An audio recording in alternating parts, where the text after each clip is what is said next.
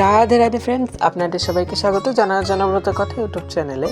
আমাদের এখানটা ইটাহারে প্রত্যেক বছরই ফেব্রুয়ারি মাসে বা বাংলার মাঘ মাসের দিকে আমাদের এখানকার একটি জাগ্রত বললে ভুল, খুব প্রচলিত একটা মন্দিরে কীর্তন হয়। আর এই মন্দিরে অনেক ভিডিও আপনারা আগেও অনেকবার দেখেছেন। তো আমার এখানকার বিগ্রহগুলো এত সুন্দর লাগে যে আমি যতবারই এগুলো ছবি তুলে যতবারই আপনাদের ভিডিও দিই না কেন, আমার প্রত্যেকবার ইচ্ছা করে যে এই বছরের সাজটা একটু আপনাদের সাথে শেয়ার করি। তো এবছর একটু অনেক কয়েকটা মোটামুটি দোকানও বসেছিল সেখানটায়, তো আমরা কিছু কেনাকাটা করিনি। আর একটা নতুন মন্দিরও এখানটা বানাচ্ছে হনুমানজির। এরপর আমরা এন্ট্রান্স দিয়ে প্রবেশ করলাম।